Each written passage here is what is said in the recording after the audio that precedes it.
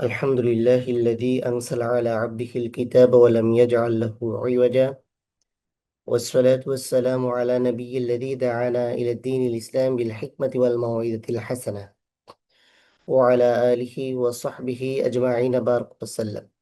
قال الله تبارك وتعالى في كلامه المجيد: إن في خلق السماوات والأرض واختلاف الليل والنهار لآيات لأولي الألباب।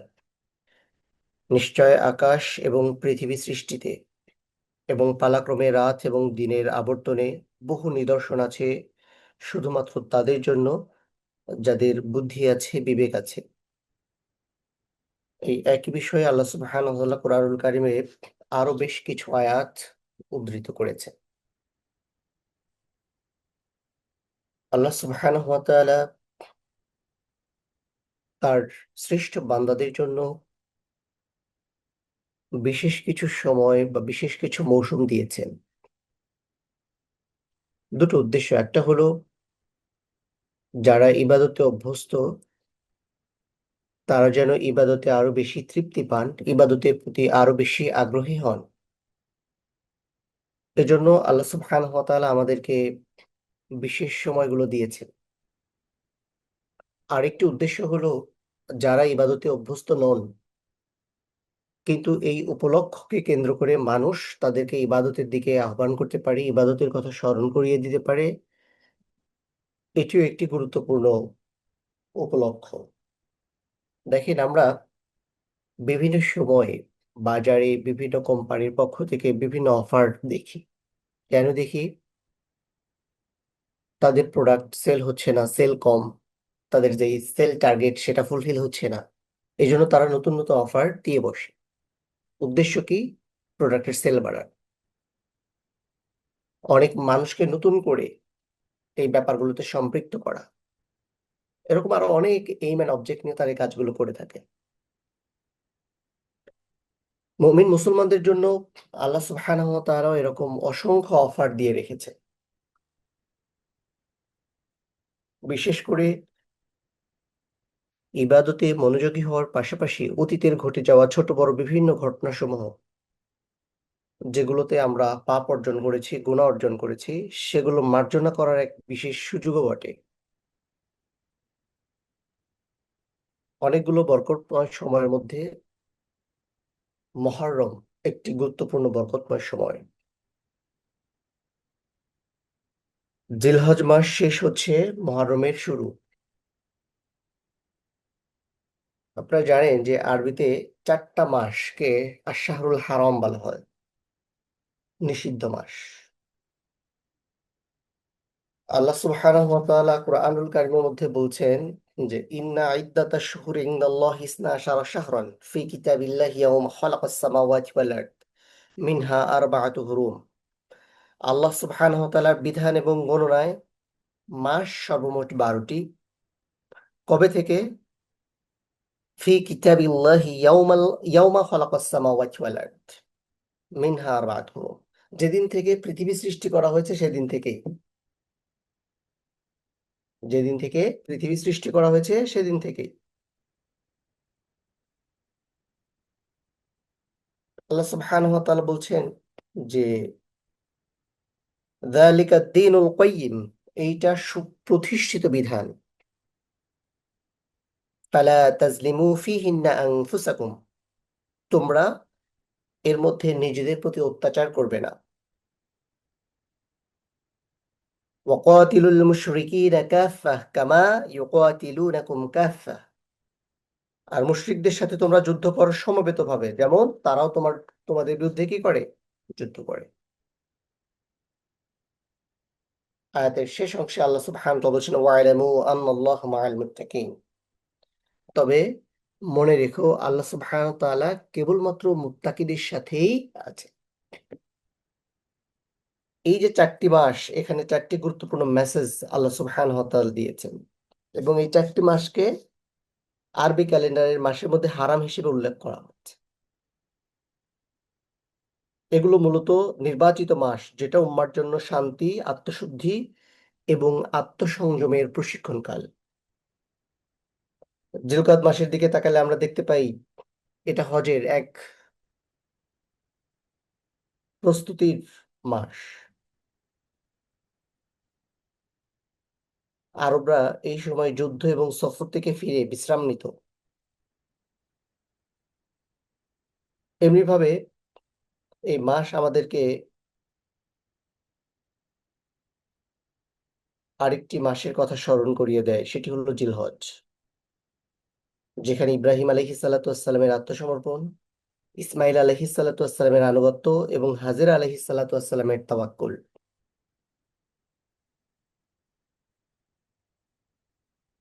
জিলহজের পরেই আমাদের সামনে আসে মুহররম মাস। এই মাসেই আল্লাহ সুবহানাহু ওয়া তাআলা ফেরাউনের কবল থেকে মূসা আলাইহিস সালাতু ওয়াসসালাম এবং তার কওমকে পরিপূর্ণ মুক্তি দিয়েছিলেন। এই মাসকে বলা হয় আল্লাহর মাস, শাহরুল্লাহ। হাদিসে এসছে, আফদালুস সিয়ামি বা'দা রমাদানি শাহরুল্লাহিল মুহাররম। রমাদানের পরে সর্বোত্তম সিয়াম হলো আল্লাহর মাস মুহররমের সিয়াম। এই মাসেই আশুরার সিয়াম রয়েছে, যার মাধ্যমে বান্দা আল্লাহ সুবহানাহু ওয়া তাআলার কাছে তার অতীতের ভুলের জন্য ক্ষমা প্রার্থনা করে।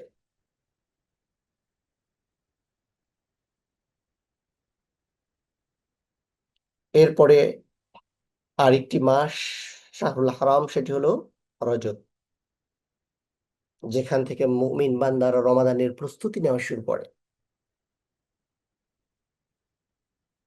অর্থাৎ রজব হলো রমাদানের দিকে যাত্রার এক সূচনা।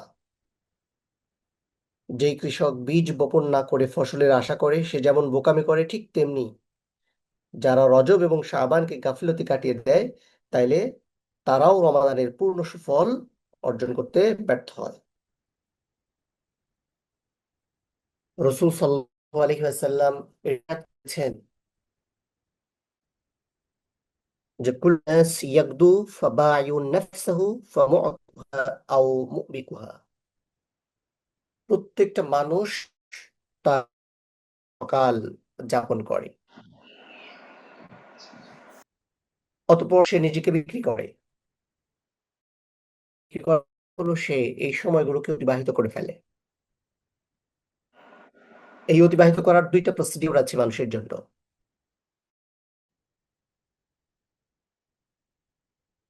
নিজেকে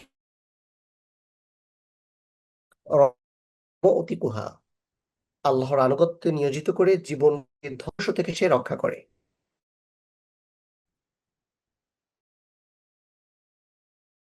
কুহা, শয়তানের কালের পরিক্রমায় সময়, মাস, বছর পরিবর্তন হয়। বুদ্ধিমান এই যে প্রতিটি নতুন এবং সূচনায় নিজেকে এমন কাজে নিয়োজিত করে যার মাধ্যমে তার আখিরাত সুন্দর হয়। আর নির্বোধ হলো ওই ব্যক্তি যে নতুন সময় এবং সূচনায় এমন সব কাজকর্মে লিপ্ত থাকে যা তার ধ্বংস টেনে আনে। জীবনের প্রতিটি নতুন মুহূর্তে কল্যাণের দিকে আরো ধাবিত হওয়ার প্রত্যয় গ্রহণ করাই হচ্ছে মুমিনের প্রাণের দাবি। আল্লাহ সুবহানাহু ওয়া তাআলা সেই তৌফিক দান করুন। আমাদের প্রাসঙ্গিক মহরম কি?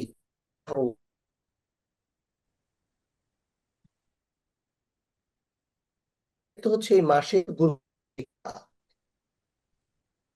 এই মাসের গুরুত্ব উপলব্ধি করতে গিয়ে মানুষ অনেক বিষয়কে সামনে নিয়ে আসে, এর সাথে সাংঘর্ষিক। তার আগে একটু করে একটু বলি, দেখেন, ইউজুয়ালি মানুষ মাসটা কিভাবে সেলিব্রেট করার মধ্যে পরিকল্পনা দিয়ে নতুন উদ্যোগে। কিন্তু হিজরি একটি মাস, এই মাস আমাদের,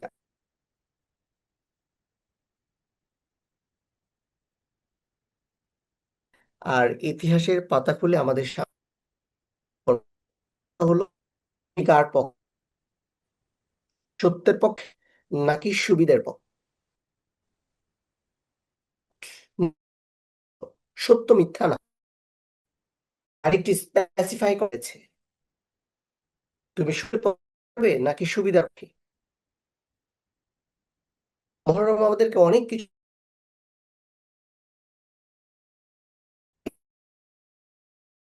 গুরুত্বপূর্ণ আশাবা থেকে মহরমের দশ কথা। আমরা যদি ইসলামের ইতিহাস, রসুল সাল্লাল্লাহু আলাইহি ওয়াসাল্লাম বর্ণিত হাদিস আহ, এবং বিভিন্ন ইসরায়েলি সূত্র ঘাটাঘাটি করি, তাহলে সেখান থেকে স্পেসিফিক কিছু বিষয় জানা যায়। পৃথিবী সৃষ্টির শুরু থেকে নবী মুহাম্মদ রাসূলুল্লাহ সাল্লাল্লাহু আলাইহি ওয়াসাল্লাম পর্যন্ত অসংখ্য ঘটনার সাক্ষী আশুরা, যে জন্য মুসলিম কমিউনিটি ছাড়াও অন্য আদার্স কমিউনিটির কাছেও এই দিনটা অত্যাধিক গুরুত্বপূর্ণ, আহলে কিতাবদের কাছেও অ্যাজ ইউজুয়াল। হাদিস পর্যালোচনা করলে এই দিনের দুটো ঘটনা প্রস্ফুটিত হয় আমাদের সামনে। একটা হলো যে মুসা আলাইহিস সালাতু ওয়াস সালাম এবং তার অনুসারীদের মুক্তি, যখন আল্লাহ সুবহানাহু ওয়া তাআলা সাগরে রাস্তা সৃষ্টি করে তাদের নিরাপত্তা দিয়ে নিরাপদে পৌঁছে দিয়েছে। আর একটা হলো ফেরাউনের মৃত্যু। দুটো ঘটনা মূলত একটা আরেকটার সাথে রিলেটেড। এর বাইরে আরো কিছু ঘটনা বিভিন্ন কিতাবে বিক্ষিপ্তভাবে এসছে, যেগুলো মূলত সব ইসরায়েলি বর্ণনা। এগুলো কি, যে সুদীর্ঘ কাল থেকে আমাদের উপমহাদেশে এইসব ঘটনাগুলো প্রচলিত আছে। সুন্নি বিশ্বকোট ওয়েবসাইট সহ উপমহাদেশের অসংখ্য আলেম ওলামাদের বর্ণনায় অসংখ্য কাহিনী প্রচারিত হয়, কিন্তু এগুলোর কোনো সঠিক তথ্যসূত্র অথবা সহিহ হাদিস থেকে এগুলোর বিস্তৃত কোনো বর্ণনা পাওয়া যায় না। যেমন আল্লাহ সুবহানাহু ওয়া তাআলা এই দিনে প্রথম আদম আলাইহিস সালাতু ওয়াস সালামকে সৃষ্টি করেছেন, এই দিনেই আদম এবং হাওয়া আলাইহিস সালামকে দুনিয়াতে পাঠানো হয়, ইত্যাদি ইত্যাদি। এই দিনেই তারা আল্লাহর পক্ষ থেকে ক্ষমা লাভ করেন, এরকম। পৃথিবী সৃষ্টির শুরু হয়েছে মহরমের 10 তারিখ, এরকম অসংখ্য বর্ণনা আছে। আশুরার দিন কিয়ামত সংঘটিত হবে, এই দিনে হযরত নূহ আলাইহিস সালাম এবং তার সাথীরা বন্যা প্লাবন থেকে মুক্তি পান। হুম, এই দিনে হযরত ইদ্রিস আলাইহিস সালাতু ওয়াস সালামকে সম্মানিত স্থানে তথা আকাশে তুলে নেওয়া হয়। এই দিনেই আল্লাহ সুবহানাহু ওয়া তাআলা মূসা আলাইহিস সালামের সাথে কথা বলেন, এরকম। হুম, তারপর ইউনূস আলাইহিস সালামের 40 দিন মাছের পেটে থাকার পর যেদিন মুক্তি লাভ করেন সেই দিনও ছিল আশুরা বা মুহররম, এরকম। অথবা হযরত ঈসা আলাইহিস সালাম পৃথিবীতে আসছেন ওই দিনে, আইয়ুব আলাইহিস সালামের ঘটনাটাকেও এদিকে রিলেট করা হয়েছে। ইউসুফ আলাইহিস সালাম তার পিতা হযরত ইয়াকুব আলাইহিস সালাতু ওয়াস সালামের সাথে মিলিত হওয়ার ঘটনাটাকেও এই দিনের সাথে রিলেট করা হয়েছে। তারপর দাউদ এবং সুলাইমান আলাইহিস সালামের ঘটনাটাকেও এই দিনের সাথে রিলেট করা হয়েছে। এরকম অসংখ্য ঘটনা এটার সাথে রিলেট করা হয়েছে। সর্বশেষ যেটা রিলেট করা হয়েছে সেটা হলো যে ইমাম হুসাইন রাদিয়াল্লাহু তাআলা এবং তার ঘনিষ্ঠজন স্বৈর শাসক ইয়াজিদের সৈন্য কর্তৃক কারবালা প্রান্তরে নির্মমভাবে শাহাদত বরণ। এর বাইরেও আরো অসংখ্য ঘটনা আমাদের সমাজে প্রচলিত আছে। কিছু কিছু ঘটনা বিভিন্ন কিতাবে দুর্বল কিছু সূত্রে বর্ণনা করা হয়েছে, যেমন হযরত আদম আলাইহিস সালাতু ওয়াস সালামের তওবা কবুল হওয়ার ঘটনা। এটা আত-তারগীব এবং আত-তাহরীব নামক গ্রন্থে বর্ণনা করা আছে। যদিও এই হাদিসটা সনদের দুর্বলতার কারণে মুহাদ্দিসগণের কাছে বিশুদ্ধতার মানদণ্ডে উত্তীর্ণ হতে পারে নাই। এরপরে ইমাম ইবনে রজব রহিমাহুল্লাহ রচিত লাতাইফুল মাআরিফ গ্রন্থে আদম আলাইহিস সালামের তওবা কবুলের ঘটনা বর্ণনা করা হয়েছে। নূহ আলাইহিস সালাতু ওয়াস সালামের নৌকার নোঙর সম্পর্কিত একটি হাদিস আসছে মুসনাদে আহমদে। এটাকেও মুহাদ্দিসগণের বিবেচনায় খুবই দুর্বল বলা হয়েছে। এছাড়াও আত-তারগীব এবং আত-তারহীব গ্রন্থে হযরত ঈসা আলাইহিস সালাতু ওয়াস সালামের জন্ম আশুরার দিন হয়েছে বলে একটা সনদ আসছে। এটাও খুবই দঈফ বা দুর্বল টাইপের একটি বর্ণনা।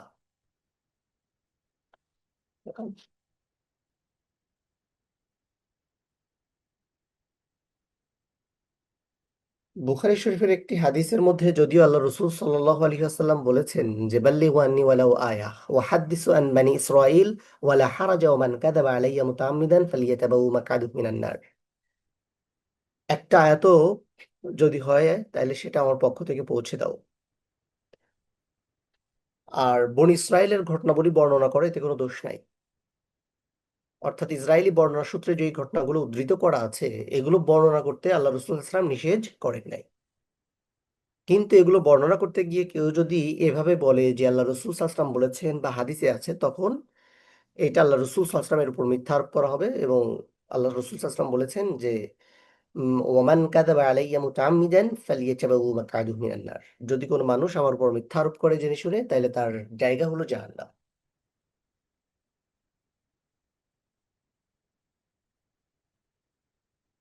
এরপরে আশুরার দিকে যদি আমরা দৃষ্টিপাত করি তাহলে দেখব যে আহলে কিতাবদের নবীর এই আশুরা, যে কারণে ইহুদি নাসারা মোটে কি মক্কা কুরাইশরাও এই দিন সম্মান করে আসে। এমনকি রাসূল করিম সাল্লাল্লাহু আলাইহি ওয়াসাল্লাম দিনে তারা সোম পালন থাকতো। হযরত আয়েশা সিদ্দিক থেকে বর্ণিত একটা ঘটনা হাদিসে বর্ণনা করা হয়েছে যে আশুরার দিবস এমন এক দিন জাহিলিয়াতের মানুষরাও স্পেসিফিকলি হাদিসে কুরাইশদের করা হয়েছে। এমনকি জাহিলি যুগে রাসূল সাল্লাল্লাহু আলাইহি ওয়াসাল্লাম মক্কা থেকে রাসূল আসলাম যখন মদিনায় হিজরত করেন এবং যখন তিনি রোজা রাখলেন, তখন মানুষদেরকেও এই দিনের রোজা রাখার ব্যাপারে নির্দেশ।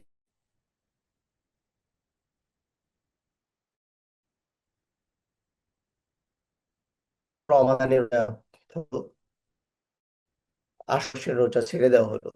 তবে তারপরে যে ইচ্ছা করতো সেই দিন রোজা, আর যে রোজা ছেড়ে দিত। বুখারী মুসলিম মতে গ্রন্থে ঘটনাগুলো বর্ণনা।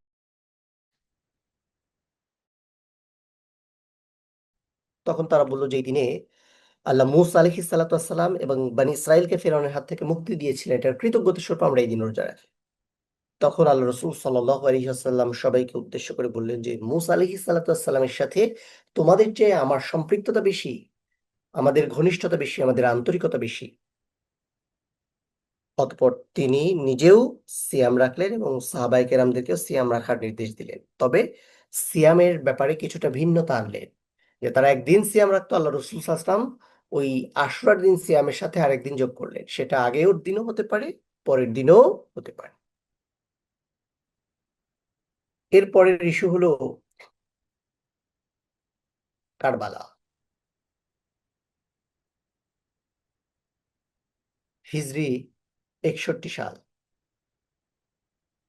এটি এমন একটি সময় যখন সারা পৃথিবীতে মুসলিমরা একটি শক্ত অবস্থান তৈরি করেছে। সৈয়দুল কওনাইন নবী মুহাম্মদ রাসূলুল্লাহ সাল্লাল্লাহু আলাইহি ওয়াসাল্লামের বিদায়ের পরে ইসলামে যখন দুর্যোগের ঘনঘটা নেমে এসেছিল, সেই অবস্থা থেকে, সেই পরিবেশ থেকে, সেই অস্থিরতা থেকে সবেমাত্র সবকিছু থিতি হয়ে আসছে। ঠিক এই সময়ে ক্ষমতার দ্বন্দ্বে পৃথিবীর মানুষ কারবালার প্রান্তরে এক নির্মম পাশবিক ঘটনার সাক্ষী হয়। রাখতে ক্ষমতালোভী শাসক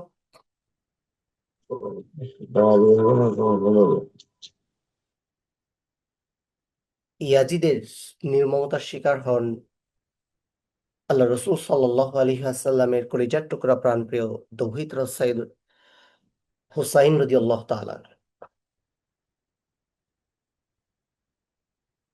ঐতিহাসিকভাবে সারা পৃথিবীর মুসলমানেরাই এই ঘটনা, তারা নিজেরা নির্বাক হয়ে যায়, নিস্তব্ধ হয়ে যায়। কিভাবে সম্ভব? বিশেষ করে মুসলিম দাবি করা মানুষ যখন আহলে বাইতদেরকে নির্মমভাবে হত্যা করে, নির্মমভাবে শহীদ করে, অসংখ্য সহিহ হাদিসে আল্লাহ রসুল সাল্লাল্লাহু আলাইহি ওয়াসাল্লামের সাথে ইমাম হাসান এবং হুসাইন রাদিয়াল্লাহু তাআলার সম্পর্কগুলোকে সুন্দর করে উপস্থাপন করা হয়েছে, আবেগ দিয়ে উপস্থাপন করা হয়েছে। আল্লাহ রসুল আসলাম কতটা ভালোবাসতেন তাদেরকে সেই বিষয়গুলো হাইলাইট করা হয়েছে। মানুষ যখন কাউকে শাস্তি দেয় অথবা কোনো শত্রুকেও যদি হত্যা করে, তখনও শেষ সময় এসে তার শেষ ইচ্ছা বা আকাঙ্ক্ষাটাকে শুনতে চায়। কিন্তু কারবালার প্রান্তরে ঘটনাটা এতই নির্মম ছিল যে তারা পানি থেকে আহলে বাইতদেরকে বঞ্চিত করেছিল। ফলে পৃথিবীর ইতিহাসে এই দিন নতুন আরেকটি অধ্যায় সংযুক্ত হয়। মুহররম এবং আশুরার মর্যাদার সাথে নতুন আরেকটি নির্মম শোকগাথা ইতিহাস তৈরি হয়। পৃথিবীর মানুষের যাদের বিবেক আছে, বোধ আছে, তারা আজকে সেই নির্মমতার কথা শোনার পরে আজও শিউরে ওঠে।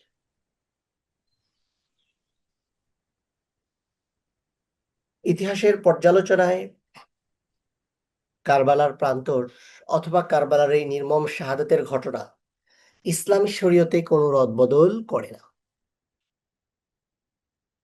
বিশেষ করে নবী মুহাম্মদুর রাসূলুল্লাহ সাল্লাল্লাহু আলাইহি ওয়াসাল্লামের তিরোধানের পর ইসলামের মধ্যে নতুন করে কোনো কিছুর সংযোজন বিয়োজন হওয়ার কোনো সুযোগ নাই। নতুন কোনো দিবস, নতুন কোনো সেলিব্রেশন, নতুন পদ্ধতিতে আশুরার এই দিবসকে উদযাপন করার কোনো সুযোগ ইসলামী শরীয়তে আলোচনা করলে অনেক দূর গড়াবে। মৌলিকভাবে ছোট্ট কয়েকটি বিষয় আমি স্মরণ করে দিতে চাই। সেটা হলো ইমাম হাসান এবং হুসাইন রাদিয়াল্লাহু তাআলার মর্যাদা প্রমাণিত, আহলে বাইতদের মর্যাদা প্রমাণিত।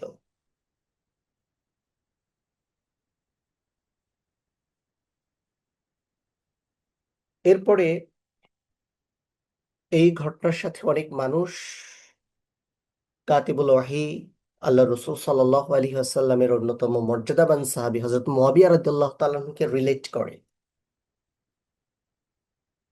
রিলেট করে ওনার সমালোচনা করতে চায়, করার চেষ্টা করে। সাহাবায়ে কেরাম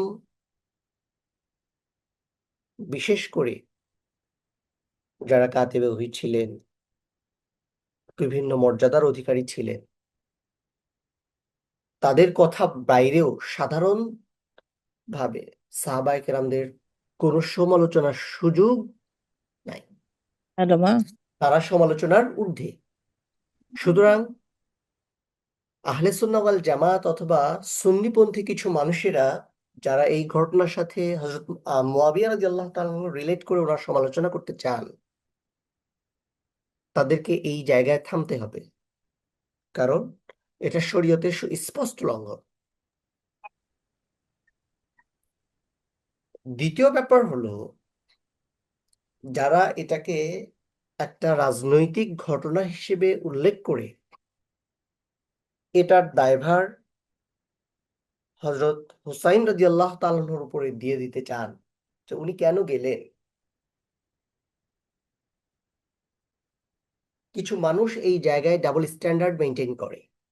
তারা হযরত মুআবিয়া রাদিয়াল্লাহু তাআলাকে সমালোচনার ঊর্ধ্বে রাখতে চায়, কিন্তু আল্লাহ রাসূল সাল্লাল্লাহু আলাইহি ওয়াসাল্লামের দৌহিত্র আহলে বাইত হযরত হুসাইন রাদিয়াল্লাহু তাআলার ব্যাপারে বিভিন্ন কথা বলতে চেষ্টা করে। এটাও এক ধরনের সমালোচনা, এটাও বন্ধ করতে হবে।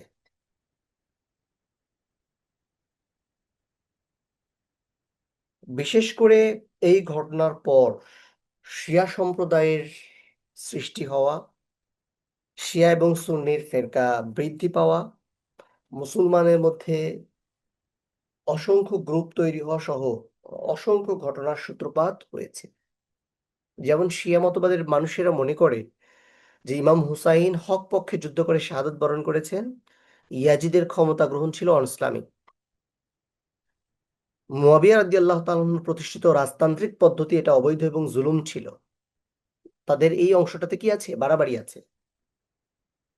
এবং তারা ইমাম হুসাইনকে ভালোবাসা এবং তার হত্যাকারীদের ঘৃণা করা ঈমানের অংশ মনে করে। ঠিক সুন্নিরা এর বিপরীত ধারণা পোষণ করে। এর বাইরে আহলে সুন্নাহ ওয়াল জামাতের আকীদা হওয়া উচিত, বা আকীদা হলো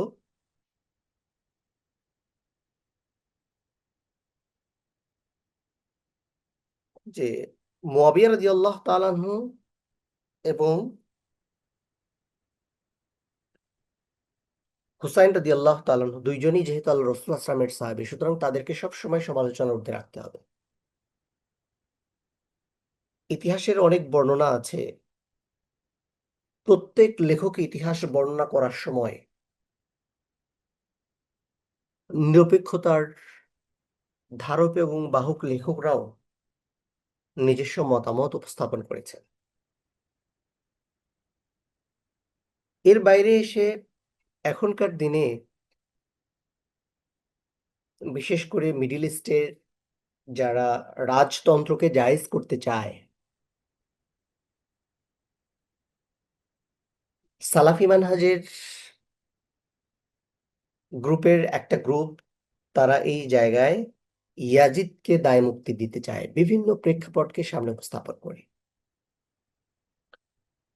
বাস্তবতা হলো এই নরপিশাচকে ইতিহাস থেকে দায়মুক্তি দেওয়ার চেষ্টা করাটাও একটা অন্যায়।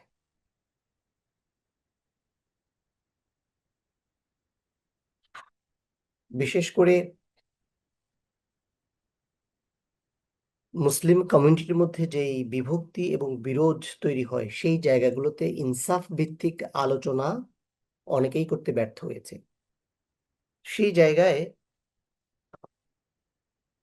আমরা এই ঘটনার প্রেক্ষাপট, এই ঘটনার পরবর্তী প্রেক্ষাপট যদি বিশ্লেষণ করি, তাহলে আমরা দেখি যে এই ঘটনার পরে আসলে ইয়াজিদ কি করেছে। এই ঘটনার প্রেক্ষাপটে তদানীন্তন সময়ের যে সকল সাহাবী জীবিত ছিলেন,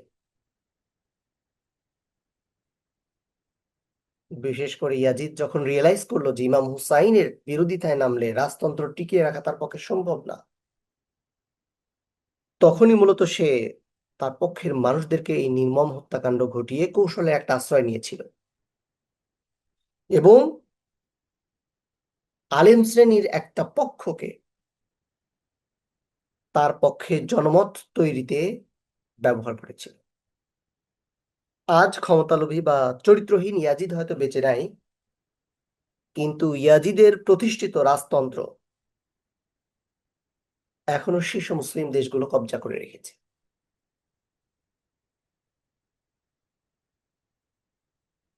আমি কিছুদিন আগে একজন মহিলা লেখকের বই পড়লাম। উনি আবার অনেকের কাছে খুবই জনপ্রিয়। কি মাওলানা কি যেন একটা নাম, ভুলে গেছি।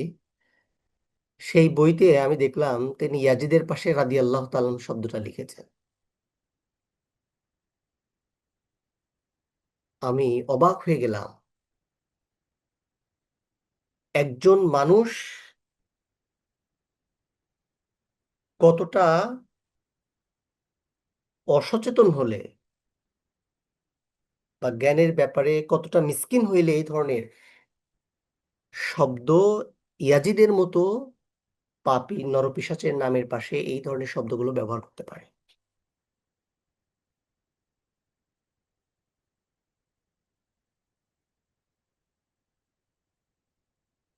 এজন্য কারো বই পড়ার ব্যাপারে, কারো নসিহা শোনার ব্যাপারে সবার উচিত তার আকীদা সম্পর্কে সুস্পষ্ট ধারণা লাভ করা।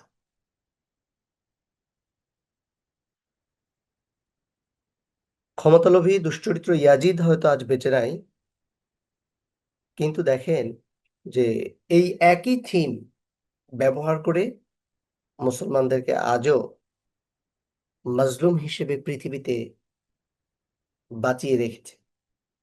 তাদের চিন্তা চেতনা, তাদের ক্ষমতা দখলের রাজনীতি, তাদের পারিবারিক ইচ্ছা আকাঙ্ক্ষার প্রস্ফুটনের জন্য সারা পৃথিবীর মানুষ আজকে সত্যিকার ইসলাম থেকে মাহরুম বঞ্চিত। মিডিল ইস্টের যে সকল সত্যনিষ্ঠ আলেমগণ এই সকল ব্যাপারে কথা বলেছেন, তখনই তাদেরকে যুগের পর যুগ জেলের মধ্যে বন্দী করে রাখা হয়েছে। এখনো স্টিল না, অসংখ্য আলেমকে জেলবন্দি করে রাখা হয়েছে। তার মানে ইয়াজিদের প্রেতাত্মারা এখনো শুধুমাত্র অন্যান্য জায়গায় নয়, বরং মুসলিম বিশ্বের ক্ষমতার মসনদে কি আছে, আরোহণ করে আছে। ঘুরিয়ে ফিরিয়ে কায়দা করে তারা বলতে চায় ইমাম হুসাইন রাদিয়াল্লাহু তাআলা ক্ষমতার লোভেই নাকি কুফায় দমন করেছিলেন, তার এই যাওয়াতে নাকি ইসলামের কোনো কল্যাণ ছিল না, এটা হক আর বাতিলের যুদ্ধও ছিল না, তারা এভাবে বলতে চায়।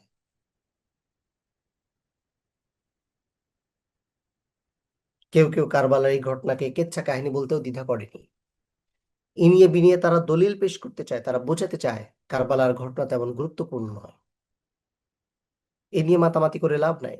হ্যাঁ, এটা আমিও বলছি যে কারবালার প্রেক্ষাপট ইসলামী শরীয়তের মধ্যে নতুন কোনো বিধান নিয়ে আসে না, নতুন কোনো রীতিনীতি তৈরি করে না। কিন্তু ইসলামের ইতিহাসে কারবালা একটি ঐতিহাসিক ঘটনা। ইমাম হুসাইন রাদিয়াল্লাহু তাআলা আনহু মুসলিম জাতির নির্বাচিত আমির বা খলিফা ছিলেন না, কিন্তু তাকে হত্যা করা জায়েজ ছিল, অথবা তার বিরুদ্ধে এই ধরনের স্টেপ নেওয়ার, পদক্ষেপ নেওয়ার বিষয়গুলো যারা ইনিয়ে বিনিয়ে বা কৌশলে মানুষকে বোঝাতে চেষ্টা করে, তারা মূলত ইয়াজিদেরই প্রেতাত্মা। মিডিল ইস্ট থেকে বিভিন্ন সুযোগ সুবিধা প্রাপ্ত আলেমরাই কেবল এই ধরনের কথাগুলো মানব সমাজে প্রচার এবং প্রসার করতে পারে। প্রকৃত ইতিহাস শেখানোর নামে ধূর্তামির আশ্রয় নেওয়া, বড়ই চাতুর্যপূর্ণভাবে তারা ইয়াজিদের সাফাই গাইতে চেষ্টা করে। তারা হযরত ইমাম হুসাইনকে হত্যাযজ্ঞ করার জন্য, অথবা ইমাম হুসাইন রাদিয়াল্লাহু তাআলা এই শাহাদাতের ঘটনাকে, অথবা এই শাহাদাতের ঘটনার পেছনে ওনাকেই দায়ী করে। কেউ কেউ শিয়াদেরকে দায়ী করে, কিন্তু মূল বিষয় হলো শিয়াদের স্প্রিড আউট হয়েছে এই ঘটনার পরে।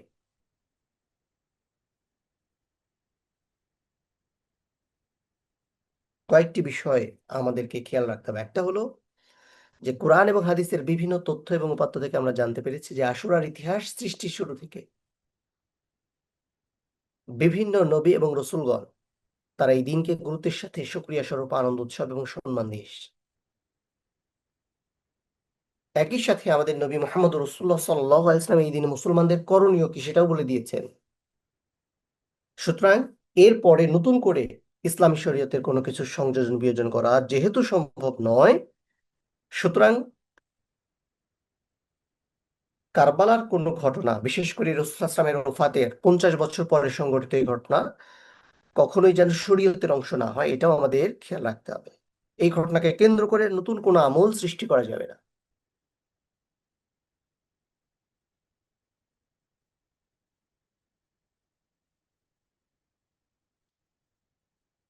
কেমন? এখানে একটা প্রশ্ন দেখেন আমি রেখেছি যে কারবালার মানুষ হুসাইন রাদিয়াল্লাহু তাআলাকে একা রেখেছিল।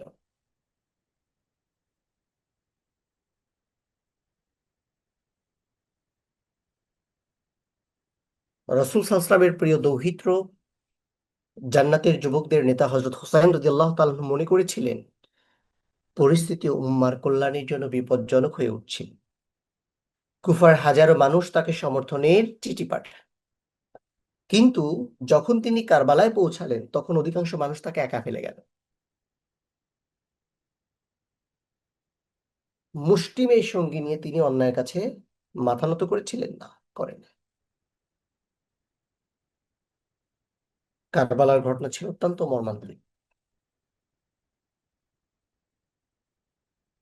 তাইলে অসংখ্য মানুষ ইমাম হুসাইন রাদিয়াল্লাহু তাআলাকে চিঠি দিয়ে আহ্বান করেছিল, ডেকেছিল, সমর্থন দিয়েছিল, কিন্তু ওনার ক্রুশিয়াল মোমেন্টে কতজন মানুষ ওনার পাশে দাঁড়িয়েছিল, এটা একটা গুরুত্বপূর্ণ ইস্যু।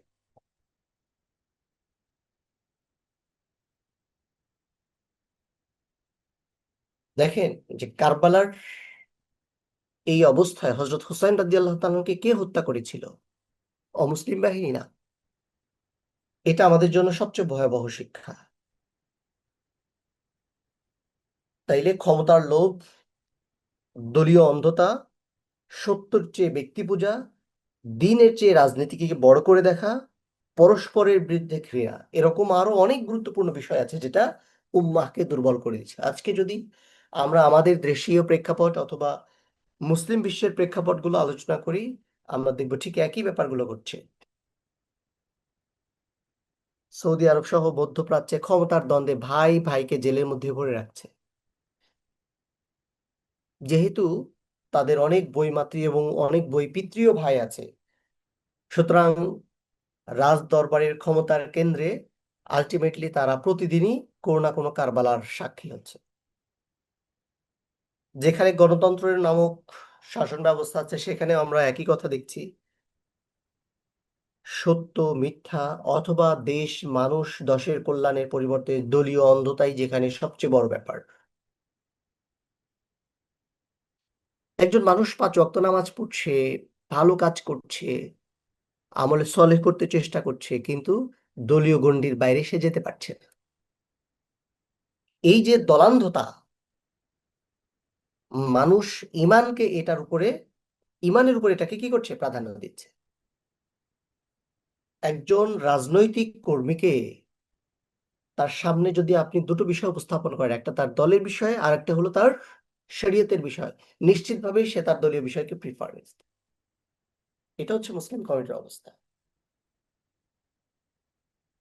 এর বাইরে এসে বিভিন্ন মানহাজ, বিভিন্ন মাঝহাব, বিভিন্ন মাসলাকের মানুষেরা সত্যের চেয়ে, কোরআন এবং হাদিসের চেয়ে ব্যক্তি পূজাকে, দলীয় পূজাকে তারা তাদের উপরে প্রাধান্য দিয়েছে। তাইলে কারবালার এই ঘটনা থেকে মানুষ কি শিখলো? কিছু শেখেনি, অথবা শিখলেও সেটাকে তারা আমলযোগ্য করে ফেলে। দিনের চেয়ে যখন একজন মানুষ রাজনীতিকে বড় করে দেখে, তাইলে আমরা সূরা কাহফের যেই অংশ দিয়ে তেলাওয়াত করলাম, যে ফামান কানা ইয়ারজু লিকা রাব্বিহি ফালইয়ামাল আমালান সলিহা, তাইলে আমাদের কাছে আমলে সলে গুরুত্বপূর্ণ। আমাদের কাছে গুরুত্বপূর্ণ কি?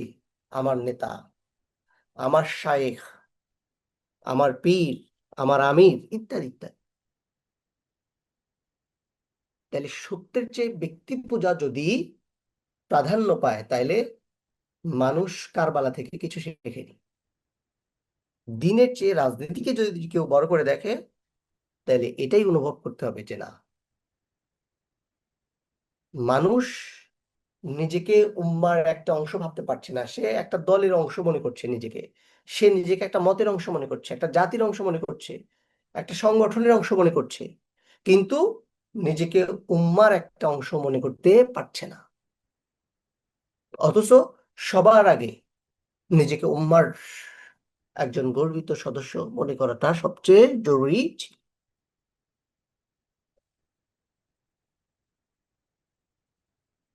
যেটা বলছিলাম, যে কুফার লোকেরা হুসাইন রাদিয়াল্লাহু তাআলাকে হাজারো চিঠি লিখেছিল, কিন্তু বিপদের সময় কয়জন পাশে দাঁড়িয়েছিল?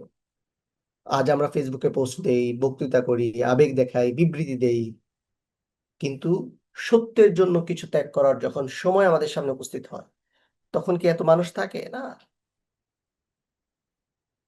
এটাই কারবালার সবচেয়ে বড় প্রশ্ন, যে আমার জীবনও যদি হুমকির মধ্যে পড়ে, আমি আসলে সত্যের পক্ষে থাকবো কিনা। এরপরে গুরুত্বপূর্ণ অংশে আসি, যে আমরা আসলে তাইলে এখন কি করব। প্রথম কাজ হলো এই মাসে অধিক পরিমাণ নফল সিয়াম রাখতে চেষ্টা করা। যার যতটুকু সামর্থ্যে কুলায়। অনেকেই শারীরিক অসুস্থতার মধ্যেও নফল সিয়াম রাখতে চেষ্টা করেন, এটা অনুচিত। যেখানে ফরজ রোজাকেই সুস্থতার শর্ত আরোপ করা হয়েছে, সেখানে শারীরিক অসুস্থতায় নফল সিয়াম রাখা খুবই গৌণ জিনিস। এরপরে আশুরার একাধিক রোজা রাখা, এটা আমরা গ্রুপে টেক্সট করে দিয়ে দিব ইনশাআল্লাহ।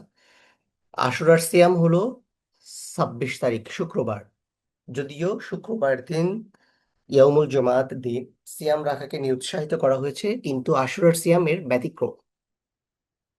তাহলে এটার সাথে রিলেট করে বৃহস্পতিবার অথবা শনিবার আরেকটি সিয়াম আমাদের থাকতে হবে। আশুরার সিয়াম একটা থাকা যাবে না, কেমন? তাইলে শুক্রবারের সাথে বৃহস্পতিবার অথবা শুক্রবারের সাথে শনিবার, দুইটা সিয়াম আমরা রাখতে চেষ্টা করব সবাই ইনশাআল্লাহ। এর বাইরে আর স্পেসিফিক কোনো আমল এই মাসে বা এই দিনে নাই, আর কোনো আমলই নাই। কিন্তু বিভিন্ন ঘটনার প্রেক্ষাপটে কিছু আমল করার ব্যাপারে আমরা সবাইকে উদ্বুদ্ধ করতে পারি, বাট এগুলোকে আশুরার আমল, মুহররমের আমল হিসেবে ট্রিট করার কোনো সুযোগ নাই।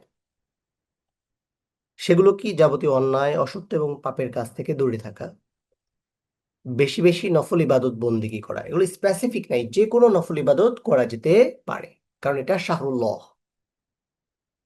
এরপরে এই দিনে যারা সিয়াম থাকবেন, এই মাসে যারা সিয়াম থাকবেন, তাদেরকে ইফতার করানো যেতে পারে। এটা ওই অর্থে যে ইফতার করানো ভালো কাজ। বিষয়টা এরকম না যে আশুরার দিনে সিয়াম থেকে যেন ওনাকে ইফতার করাইতে হবে না। এটা সামগ্রিক, সব সময়ের জন্য প্রযোজ্য। এরপরে জীবনের সব ক্ষেত্রে অমুসলিমদের সাদৃশ্য অবলম্বন করা থেকে দূরে থাকতে হবে। আশুরার দিন বেশি বেশি তওবা এবং ইস্তেগফার করতে হবে। যদিও বেশ কিছু দুর্বল হাদিস এই ব্যাপারে আছে যে আল্লাহ সুবহানাহু ওয়া তাআলা ঐতিহাসিকভাবে অসংখ্য নবীদের সাথে এই দিনকে রিলেট করা, ওই জায়গা থেকে না, বরং এটি একটি গুরুত্বপূর্ণ দিন হিসেবে এখানে তওবা এবং ইস্তেগফার করা যেতে পারে। তওবা এবং ইস্তেগফার করা এই দিনের বিশেষ আমল হিসেবে ট্রিট করা যাবে না, তখন এটা কিন্তু বিদআত হয়ে যাবে। এর বাইরে আশুরার দিনের গুরুত্ব বোঝাতে গিয়ে মিথ্যা এবং বানোয়াট, জাল হাদিস, দঈফ দুর্বল হাদিসগুলো বর্ণনা করা থেকে দূরে থাকতে হবে। মূসা আলাইহিস সালাতু ওয়াস সালাম যেভাবে ফোরাত নদীর, দুঃখিত, নীল নদের কোনো ধরনের হিন্টস ছাড়াই আল্লাহ সুবহানাহু ওয়া তাআলার উপরে নির্ভর করে সমুদ্রে রওনা দিয়েছিলেন, ঠিক একইভাবে কোনো ধরনের দ্বিধা সংকোচ ছাড়াই মুসলমানদের উচিত হলো আল্লাহ সুবহানাহু ওয়া তাআলার উপরে তাওয়াক্কুল করা, যে কোনো বিপদে ইমানের উপরে অটল থাকা, দিন প্রতিষ্ঠায় সময়, শ্রম এবং অর্থ ব্যয় করা, এগুলোই কাজ। এর বাইরে আর কোনো কাজ নাই। এর বাইরে আমাদের দেশে যদিও এখন মোহাম্মদপুর অথবা বিহারি ক্যাম্প, হ্যাঁ, এই জায়গাগুলো ছাড়া, হ্যাঁ, আর তেমনি ভাবে ঢাকার এই দিনগুলো তেমন সেলিব্রেশন দেখা যায় না। পুরান ঢাকায় কিছু কিছু দেখা যাইতে পারে, বাট যেই কাজগুলো আছে এইগুলো বন্ধ করতে হবে। এগুলোর সাথে নিজেদের কোনো সম্পৃক্ততা রাখা যাবে না। হ্যাঁ, তাজিয়া বা নকল কবর বানানো, এগুলো কাঁধে নিয়ে মিছিল করা, রাস্তা প্রদক্ষিণ করা, হ্যাঁ, তারপরে আপনার এই তাজিয়া দেখলে হাত জোর করে দাঁড়িয়ে সম্মান প্রদর্শন করা, নিজেদের দেহে আঘাত করা বা রক্তাক্ত করা, হায় হোসেন হায় হোসেন মাতম করা, হ্যাঁ। তো এরকম যে বিষয়গুলো আছে, এগুলো থেকে আমাদের দূরে থাকতে হবে, কারণ এগুলো কখনোই শরীয়তের অংশ হতে পারে না, এগুলো কোনো ভালো কাজ হতে পারে না। এই ধরনের কোনো কাজের সাথে নিজেদেরকে কোনো অবস্থাতে কি করা যাবে না, সম্পৃক্ত করা যাবে না।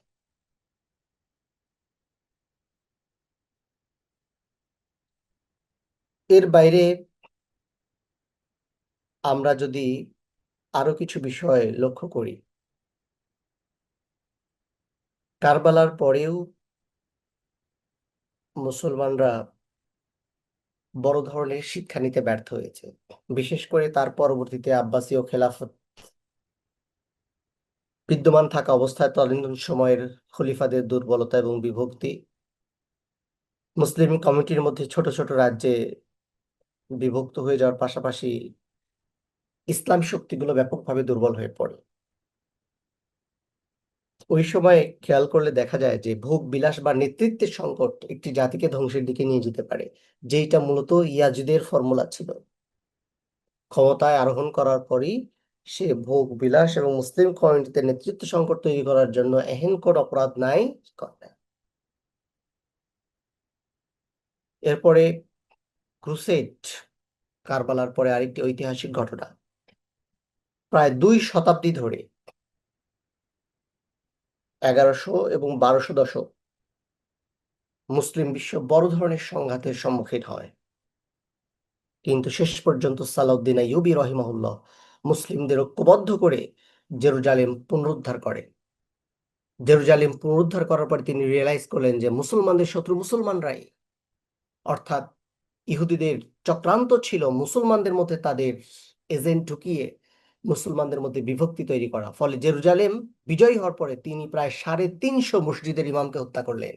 এই ইমামদের কাজ ছিল মুসলমানদের মধ্যে বিভিন্ন মাসলা মাসাইল নিয়ে বিভক্তি তৈরি করা, যাতে করে মুসলমানরা কোনো শক্ত সংগঠন তৈরি না করতে পারে। মুসলিম কমিউনিটি যেন নিজেরা ঐক্যবদ্ধভাবে কোনো শক্তিতে রূপান্তরিত না হতে পারে। ইহুদিদের প্রোডাক্ট ছিল কি, যে তারা ইহুদিদেরকে আলেম হিসেবে তৈরি করে মুসলিম কমিউনিটির মধ্যে ছেড়ে দিত, অথবা দুর্বল চিত্তের অথবা দরিদ্র কোনো মানুষ অথবা দরিদ্র কোনো মুসলিমকে তারা কিনে নিত, পেইড এজেন্ট, যাদেরকে আমরা এখনকার ল্যাঙ্গুয়েজে বলি। তার মানে হলো মুসলিম উম্মার মধ্যে এই যে বিভক্তি তৈরি করার জন্য ইহুদিরা ব্যাপক অর্থ খরচ করে। পৃথিবীর বিভিন্ন বিশ্ববিদ্যালয়গুলোতে ইসলামিক স্টাডিজ সহ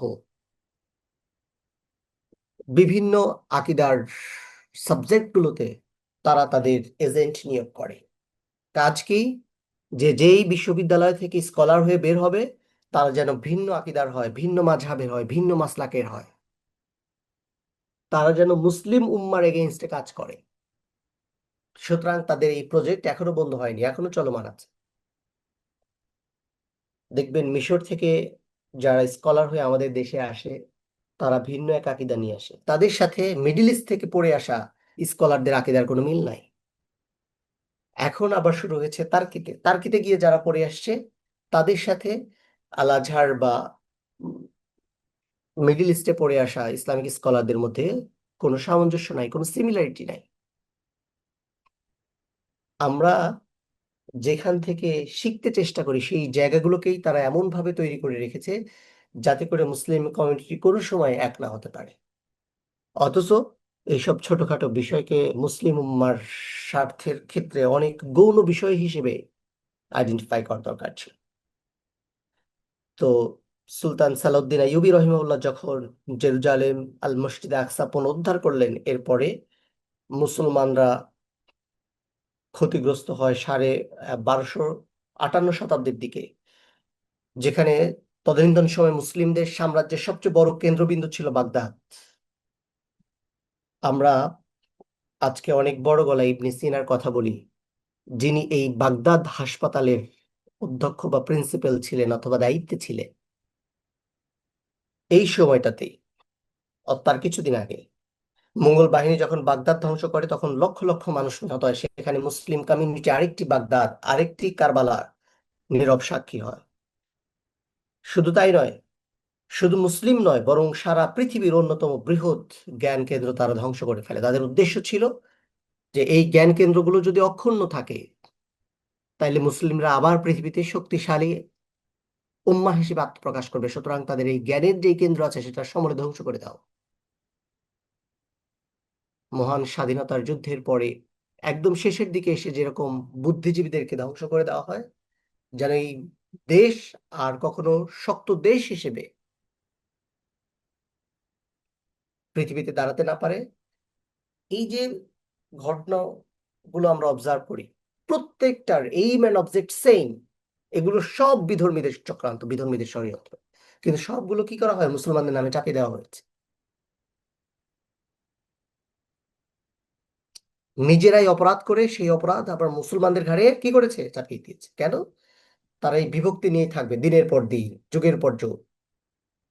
আজকে দেখেন না, এইসব কথা বলা খুবই সেন্সিটিভ। দুপারের দুই মুসলমানদের মধ্যে তারা ঝগড়া ঝামেলা বিবাদ তৈরি করে দিয়ে, যুদ্ধ করে দিয়ে, তাদের মধ্যে এমন এক হিংসাত্মক অবস্থা তৈরি করে দিয়ে নিজেরা অর্থনৈতিকভাবে সামাজিকভাবে বিভিন্নভাবে এত বেশি শক্তিশালী হয়ে গেছে যেন তাদের উপরে আর কেউ কথা বলতে না পারে। আপনারা মনে করছেন এটা খুব সিম্পল একটা স্টোরি? নো, এখানে মুসলমানদের জন্য শিক্ষণীয় বিষয় আছে। কেন আমরা এই ধরনের পরিবেশের মধ্যে পড়লাম, কেন এই ধরনের পরিস্থিতির মধ্যে পড়লাম, মুসলিম কমিউনিটি বারবার কেন এই একই ভুল করছে কালের পর? কারণ তারা শুধুমাত্র কারবালা নিয়ে আলোচনা করেছে কিন্তু কারবালা থেকে তারা কিছু শিখেনি। কালের পরিক্রমায় এরকম অসংখ্য কারবালা মুসলিম ইতিহাসের সাথে ওতপ্রোতভাবে জড়িত। রাজনৈতিক বিভক্তি, দুর্নীতি, বিলাসিতা, মুসলিম নেতৃবৃন্দের অলসতা, আলসেমি, বেখেয়ালিপনা আজকে মুসলিম কমিউনিটিকে এই জায়গায় নিয়ে এসেছে। এরপরে আন্দালুস শহরের পতন হয়, প্রায় 800 বছর মুসলিম শাসন পরে স্পেন থেকে মুসলমানদেরকে বিতাড়িত করা হয় এই আন্দালুস শহরের পতনের মধ্য দিয়ে।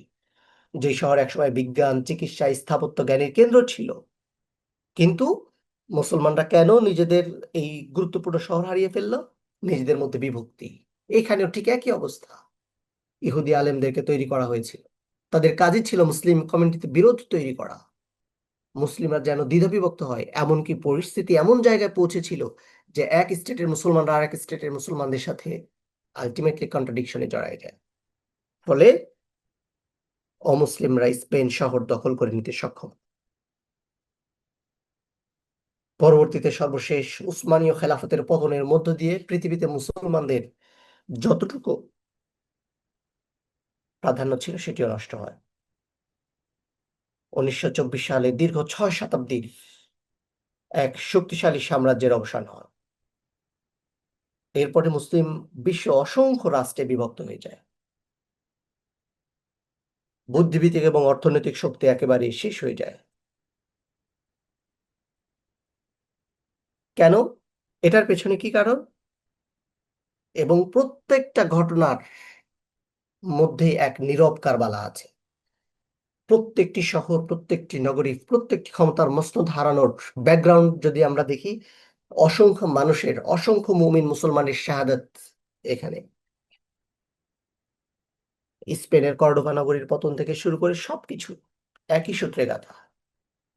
তারপর শুরু হয় ফিলিস্তিন সংকট, 1948 সাল থেকে শুরু হয়ে এখন পর্যন্ত এটা কন্টিনিউয়াস। ফিলিস্তিনের জনগণ দীর্ঘদিন ধরে দখল, যুদ্ধ, মানবিক বিপর্যয়ের মুখোমুখি। এর বাইরে Syria, Yemen, Sudan, Kashmir, Arakan থেকে শুরু করে ইরাক, ইরান হয়ে এটি এখন সারা বিশ্বের অধিকাংশ জায়গায় বিস্তৃত হয়েছে। তাইলে এই বিপর্যয় কেন? প্রত্যেকটা বিপর্যয়ের কারণ নিশ্চয় এক নয়, কিন্তু কমন কিছু কারণ আছে। সেটা হলো বিভক্তি, ক্ষমতার লোভ, নেতৃত্বের সংকট, অন্যায় আর দুর্নীতি, জ্ঞান চর্চার অবক্ষয়, পারস্পরিক বিদ্বেষ, দ্বীনের মূল শিক্ষা থেকে সরে যাওয়া, কোরআনের সাথে সম্পর্কহীন হওয়া, রাসূল করিম সাল্লাল্লাহু আলাইহি ওয়াসাল্লামের নির্দেশনাগুলোকে অবজ্ঞা করা, হাদিসের অনুকরণ এবং অনুসরণ করতে ব্যর্থ হওয়া, মদ এবং নারী মুসলিম নেতৃত্বের সবচেয়ে বড় উপাদান হয়ে যাওয়া, ইত্যাদি ইত্যাদি কারণ। এগুলো খুবই কমন। প্রত্যেকটি নগরের পতনের পেছনে এই বিষয়গুলো ব্যাকগ্রাউন্ড হিসেবে কারবালার প্রান্তরের ঐতিহাসিক ঘটনা যেরকম ইয়াজিদের এই সকল বিষয়গুলো দায়ী ছিল, ঠিক তেমনি কারবালার মানুষ হুসাইন রাদিয়াল্লাহু তাআলাকে একা রেখেছিল। বাগদাদে মুসলমানরা বিভক্ত ছিল। আন্দালুসে মুসলমানরা পরস্পর নিজেদের মধ্যে দ্বন্দ্বে জড়িয়ে পড়েছিল। ওসমানীয় সাম্রাজ্যের শেষ সময়ে এসে মুসলিমরা অভ্যন্তরীণভাবে চরম দুর্বল হয়ে পড়েছিল। আজ আমরা কি ভিন্ন কিছু করছি? না, একই অবস্থার মধ্যে আছি। দল, মত, জাতি, ভাষা, সংগঠন, এগুলোর উপরে আমরা কোনোভাবেই উম্মাহ পরিচয় দিয়ে নিজেকে উম্মার একজন গুরুত্বপূর্ণ সদস্য হিসেবে পরিচিত করতে পারছি না। এর বাইরেও আরো ছোট পরিসরে যদি আমি যাই, তাহলে দেখবো যে সামান্য সম্পত্তির জন্য ভাই ভাই শত্রু হয়ে গেছে। এটাও পারিবারিক কারবালা। মসজিদ একটা পরিবার নিয়ন্ত্রণ করছে, ঠিক আছে, আর একটা পরিবার নতুন করে অর্থনৈতিকভাবে বিত্তশালী হয়েছে, ওদের মসজিদে যাবো না, নতুন মসজিদ তৈরি করো। এলাকায় গেলে এত খারাপ লাগে। ছোট্ট ছোট্ট ঈদগাহগুলো ভেঙে, একটা ঈদগাহ ভেঙে 4টা 5টা ঈদগাহ পরিণত হয়েছে। গ্রামে গ্রামে ছিল, পাড়ায় মহল্লায় তৈরি করা হয়েছে। ইগো, ক্ষমতার দ্বন্দ্ব। সামান্য মসজিদ কমিটির সভাপতি, ঈদগাহ কমিটির সভাপতি, এই পদ নিয়ে মানুষের যেই অবস্থা দাঁড়িয়েছে, সেখানে এগুলো কেবলমাত্র আমাদেরকে দুর্বলই করে দিবে, এর বাইরে কিছু করার। রাষ্ট্রীয় পর্যায়ে যদি আমরা দেখি, ক্ষমতা এবং স্বার্থ, সত্য এবং ন্যায় বিচারের উপরে প্রাধান্য পাচ্ছে। খুব কমন থিম। ক্ষমতায় যেই আসুক, তার চরিত্র এক। অনলাইনে আমরা কি দেখছি? দাওয়ার চেয়ে বিতর্ক বেশি। মানুষ মানুষকে দিনের পথে আহ্বান করবে, মানুষ মানুষকে দিন শেখাবে। না, স্কলাররা একজন আরেকজনের বিপক্ষে দাঁড়িয়ে কথা বলছে, ওয়াজ মাহফিল গুলোতে একজন আরেকজনকে তিরস্কার করছে, যেখানে ভ্রাতৃত্বের চেয়ে বিদ্বেষ বেশি। এই রকম অবস্থায় আমরা আসলে কি করব? আমাদের কি করণীয় আছে? সর্বশেষ যে কথাটা বলতে চাই সেটা হলো, আমাদের করণীয় একটাই, কোরআনের সাথে সম্পর্ক দৃঢ় করা, আকীদা এবং আমলের বিশুদ্ধতা রক্ষা করা।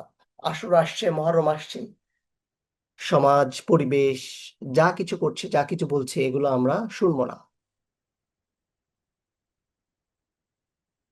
বাগদাদ বা আন্দালুসের পতনের প্রেক্ষাপটকে যদি আমরা সামনে নিয়ে আসি, তাইলে দেখবো যে মুসলমানদের জ্ঞান চর্চাহীনতার যুগে ফিরে যাওয়ার টেন্ডেন্সি তাদের এই শহরগুলো হারাতে সহজ করে দিয়েছি। তাইলে মুসলমানদেরকে জ্ঞান চর্চায় ফিরে যাইতে হবে। জ্ঞান চর্চার বাইরে, প্রযুক্তির উৎকর্ষতা উত্তরণের বাইরে আর কোনো কিছু করার কোনো সুযোগ নাই। কি করে হবে? মুসলিম বিশ্বের সবচেয়ে মেধাবী সন্তানগুলো কোথায়? আমেরিকা, ইউরোপে। তারা ওয়েস্টার্ন বিশ্ববিদ্যালয়গুলোতে পড়াশোনা করছে। মুসলিম সন্তানদের মেধা ব্যবহার করছে কারা? ইহুদিরা, খ্রিস্টানরা, এবং তারা এই কাজগুলো মুসলমানদের হত্যা করায় ব্যবহার করছে। আজকে ইরান যুদ্ধে মাইক্রোসফট কি পরিমাণ সাহায্য করেছে ইসরায়েলকে, ক্যান ইউ ইমাজিন? মাইক্রোসফটে কত মুসলিম মেধাবী সন্তানেরা কাজ করছে।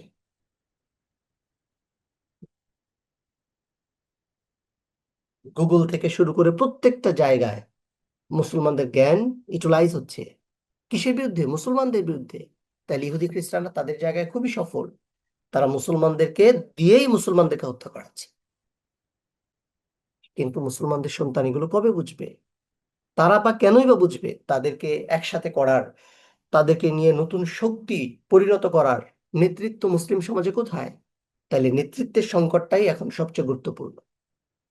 এরপরে প্রথমে আমরা উম্মার ঐক্য নিয়ে কথা বললে এটা দৃষ্টিকট দেখায়। প্রথমে আগে পারিবারিক ঐক্যের ব্যাপারে কথা বলতে হবে।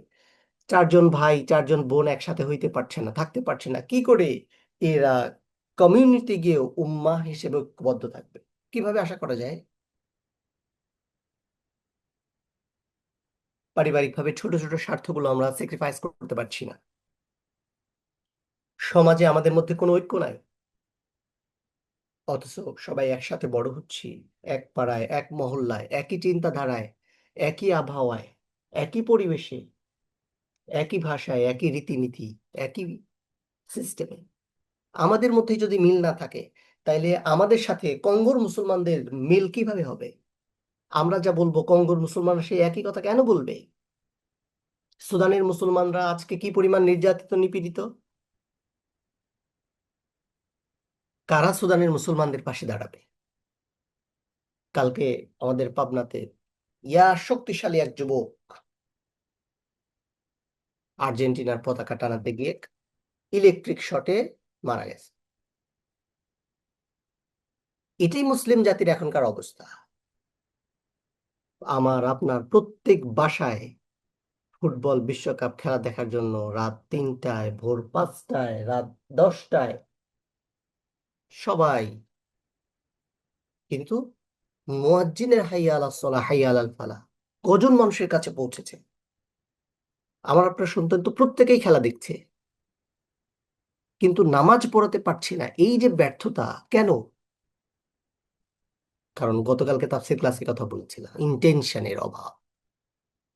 আমরা যে ইন্টেনশন আমাদের সন্তানদের জন্য তৈরি করেছি, তারা সেই ইন্টেনশনের উপরেই আছে, তাদের কোনো দোষ নাই, তাদের দোষ দেওয়ার কোনো সুযোগ নাই। কারণ আপনি যে নিয়ত করেছেন তারা সেই নিয়তের উপরে বড় হচ্ছে। আমাদের বোনদের অনেকের ছেলে মেয়ে ক্যামব্রিজ, আরো বড় বড় বিশ্ববিদ্যালয়ে অক্সফোর্ড, ক্যামব্রিজে পড়ে, দুই একজন, আমি যতটুকু জানি। আমরা যদি আমাদের সন্তানের মেধাকে দিনের জন্য, ইসলামের জন্য কাজে লাগাইতে পারতাম, কতই না উত্তম হইতো। এরপরের ইস্যু হলো অন্যায়ের বিরুদ্ধে নৈতিক অবস্থান নেওয়া। এটা খুবই গুরুত্বপূর্ণ।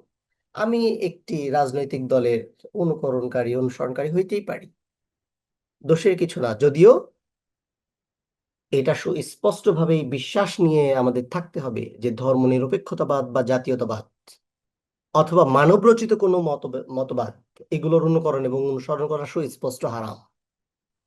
এই থিম নিয়েই এই বিশ্বাস নিয়েই আমাদেরকে চলতে হবে। তার মানে আপনার ভিন্ন রাজনৈতিক দলের কাউকে ভালো লাগতে পারে, পছন্দ হতে পারে, তার কাজকর্ম, তার একনিষ্ঠতা, তার সততা ইত্যাদি ইত্যাদি, অপ্রাসঙ্গিক না। কিন্তু বিশ্বাসের ব্যাপারটা ঠিক রাখতে হবে। এরপরে সবকিছুর ঊর্ধ্বে উঠে নৈতিক অবস্থান গুরুত্বপূর্ণ। আপনি নিজেকে ইসলামী আন্দোলনের কর্মী পরিচয় দেন, আপনি নিজেকে একটি ইসলামী রাজনৈতিক দলের কর্মী পরিচয় দেন, কিন্তু আফসোস, আপনি একজন নারীকে নিয়ে অশালীন মন্তব্য করেন, একজন নারীর পোশাক নিয়ে মন্তব্য করেন। আপনাকে কে দেখতে বলেছে? কোরআন? কোরআন তো আপনাকে বলেছিল যে আপনার চোখ, আপনার দৃষ্টিকে উম, নিচু রাখতে। আপনি তো ফরজ বিধান লঙ্ঘন করছেন, অশ্লীল ভাষায় ফেসবুকে কমেন্ট করছে, আবার নিজেকে ইসলামী আন্দোলনের কর্মী মনে করছেন, একটি ইসলামী রাজনৈতিক দলের কর্মী বানাচ্ছেন। হাও, কিভাবে সম্ভব? আপনার বিশ্বাসের সাথে আপনার কোনো কাজকর্মে মিল নাই। কারোর সাথে আপনার রাজনৈতিক ভিন্নতা থাকতে পারে, আপনি তার চরিত্র হনন করবেন, আপনি তাকে নিয়ে উল্টাপাল্টা করবেন, আপনি তাকে নিয়ে ব্যঙ্গ করবেন। সূরা হুজরাত আমাদেরকে কি শেখানো? আপনি বহুদিন নির্যাতিত ছিলেন, এখন ক্ষমতায় আছেন, এই জন্য আবার মানুষের উপরে জুলুম করবেন? আপনি ক্ষমতায়, এই জন্য আপনি সমস্ত অন্যায়কে প্রশ্রয় দিবেন, ন্যায় নীতি এগুলোকে উপেক্ষা করবেন, দুর্নীতিকে আবার ডেকে নিয়ে আসবেন? তাহলে কি চেঞ্জ হইল? কারবালা আমাদেরকে কি শেখালো? কারবালার সবচেয়ে বড় থিম হলো অন্যায়ের বিরুদ্ধে নৈতিক অবস্থান তৈরি করা। আপনি আমি যেই হই, কোন অন্যায়কে প্রশ্রয় দেওয়া যাবে না, কোনো অনৈতিকতাকে প্রশ্রয় দেওয়া যাবে না।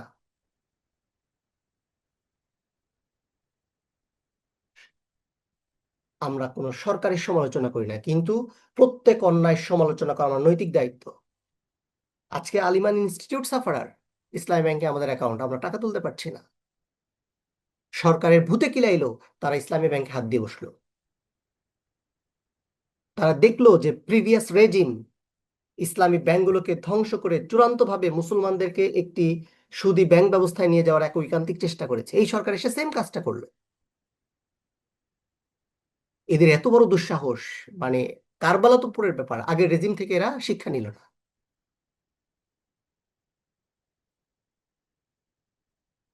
তার মানে আমার কাছে আজকে যেটা অন্যায়, ক্ষমতায় গেলে সেটাই ঠিক।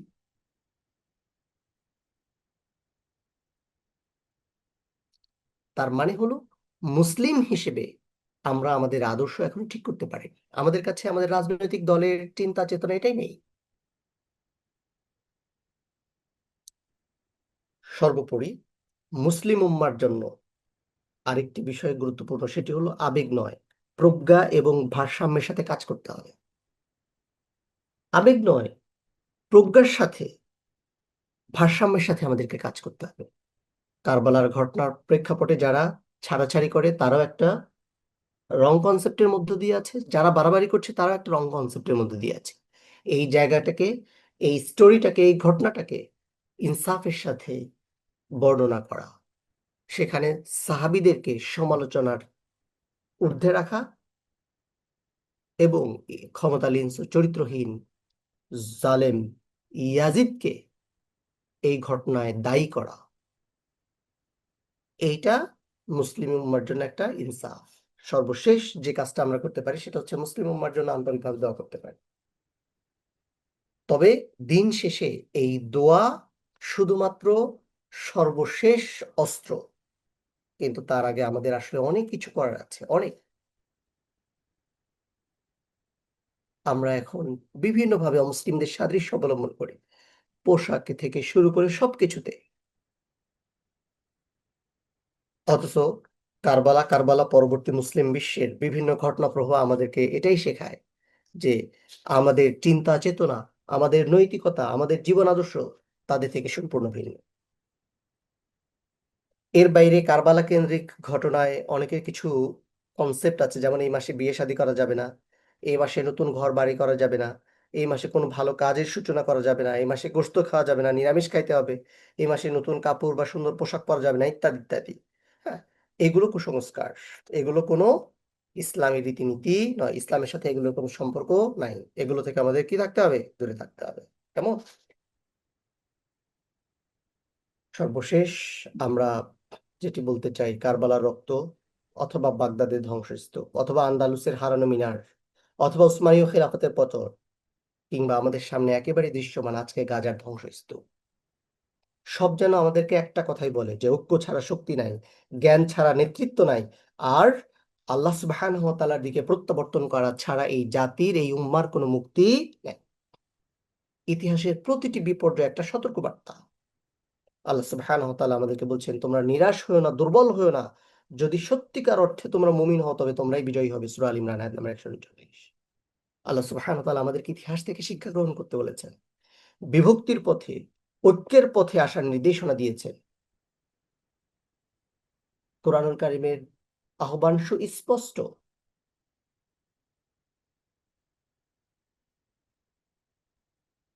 দুর্বলতার পরিবর্তে আল্লাহ সুবহানাহু ওয়া তাআলা আমাদেরকে ইলম এবং তাকওয়ার পথে আহ্বান করেছে। হতাশার পরিবর্তে আল্লাহ সুবহানাহু ওয়া তাআলা যেন কোরআনের আলোয় আমাদেরকে ফিরে আসার তৌফিক দান করে।